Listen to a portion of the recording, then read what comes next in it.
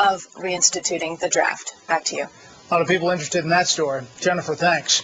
As recently as last week, Iranian officials were assuring Iraqi Prime Minister Nouri al-Maliki they only wanted to help stabilize Iraq. But as correspondent Anita McNaught reports, U.S. commanders are piling up evidence that Iran is arming Shiite extremists determined to bring the Iraqi government down.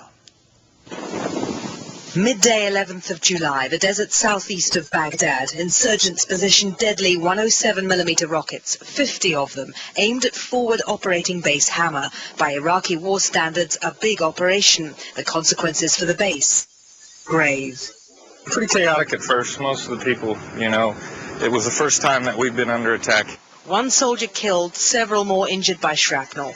Aerial surveillance found the launch site. The explosive ordnance disposal team and their robots swung into action, discovering that only 14 rockets had fired, 36 still armed and pointing at Hammer. If we would have had all 50 of them land on the FOB that day, it would have been a lot more serious than it actually was. Iraq long ago ceased to be a conventional war. Increasingly, it's become a war of explosive devices. The experts in the field charting each new tactical change, each new dangerous development.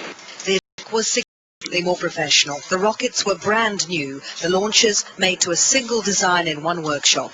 When we were attacked by rockets, we would never find any type of launcher, which tells me they'd either put it up on a rock or lay it on a little hill. But as for the rockets, from the color codes and the markings that are on them and the way the font is placed on them, it tells us that they're Iranian made. You have no doubt about that? I have no doubt about it.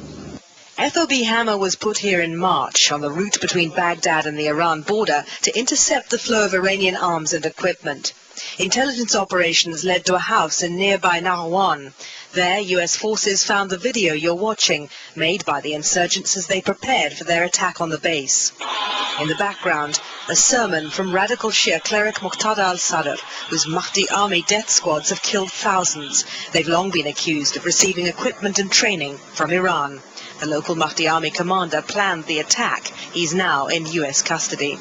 But not in time to stop a second rocket assault on Hammer on August the 5th, with even bigger Iranian-made rockets. Somebody, an influence outside of Iraq, is coming into the theater and arming, providing money, and providing training to make sure that the attacks are more effective.